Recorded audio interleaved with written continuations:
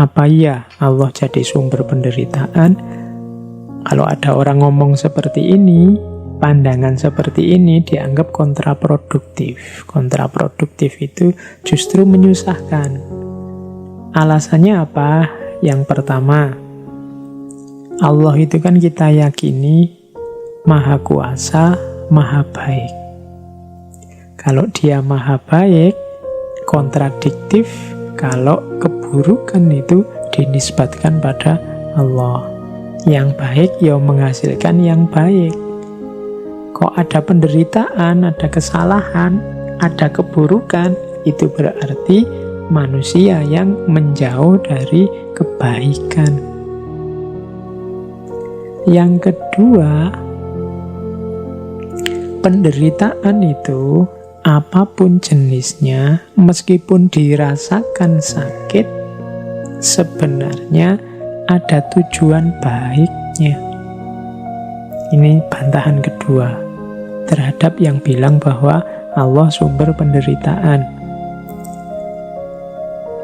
Allah yang Maha Kuasa pasti dan Maha Baik pasti punya tujuan baik dengan yang kita rasakan sebagai penderitaan, yang kita anggap sebagai menyusahkan kita. Kalau pakai analogi ya seperti anak kecil yang dilarang main game terus-terusan misalnya. Anak kecil yang dilarang main game terus-terusan ini menderita kan, karena dia pinginnya main game terus-terusan. Orang tua yang melarang ini tahu kebaikan apa yang nanti akan lahir kalau dia tidak terus-terusan main game. Meskipun oleh si anak dianggap sebagai penderitaan, biar saja dia menderita sekarang karena dia akan mendapatkan manfaat besarnya besok. Bantahan yang ketiga, pandangan bahwa Allah adalah sumbernya keburukan ini akan menyulitkan nanti dalam upaya untuk rekonstruksi, dalam upaya untuk menyembuhkan orang-orang yang kesulitan karena bencana. Karena kalau Allah sumber penderitaan, berarti kita tidak punya hal lain di luar hidup ini tempat kita bergantung. Karena kalau kita punya Allah, kita punya Tuhan yang melindungi kita, yang menyayangi kita, maka kita lebih mudah kalau sedang susah. Target kita, tujuan kita, sandaran kita Allah. Tapi kalau Allah sudah kita jadikan sumbernya penderitaan, ya kita tidak bisa ke sana lagi untuk keluar dari penderitaan. Kita tidak ada lagi yang memberi motivasi. Kita tidak punya motivasi, tidak punya target sandaran untuk mengurangi penderitaan yang kita rasakan. Lah ini sumbernya dari Allah. Apa bisa aku minta keringanan? Apa bisa biar ini tidak jadi menderita? Wong ini sudah keinginannya Allah. Nah, jadi ini argumen ketiga ini ingin bilang bahwa Allah jangan disebut sebagai sumber penderitaan. Karena kalau kita sedang menderita, pelarian kita yang terakhir itu Allah, Tuhan. Kalau dia diposisikan sebagai sumbernya penderitaan, nanti kita tidak bisa lagi lari ke Allah saat menderita.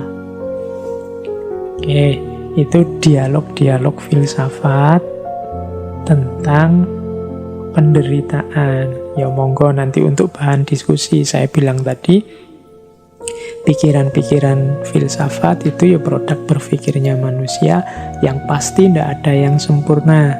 Selalu ada titik-titik lemahnya tempat kita untuk mengkritisi.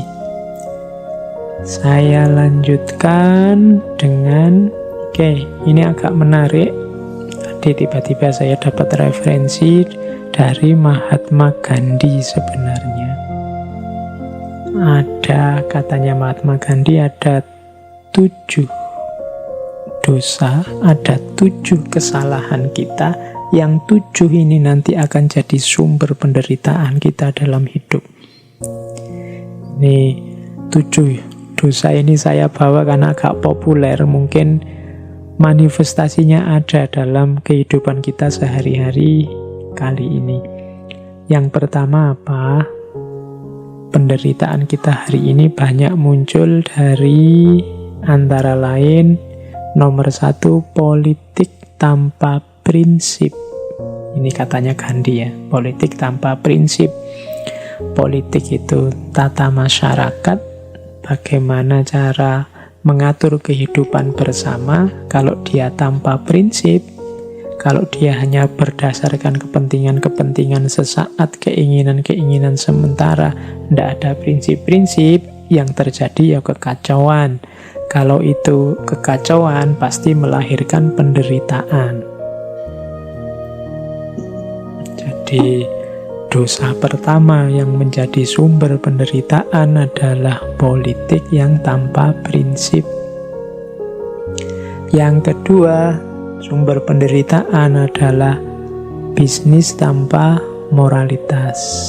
Usaha bekerja yang tidak menggunakan moralitas. Kalau bisnis biasanya hanya melihat untung dan ruginya. Ini juga nanti akan jadi sumber penderitaan. Yang ketiga, pengetahuan yang tanpa karakter.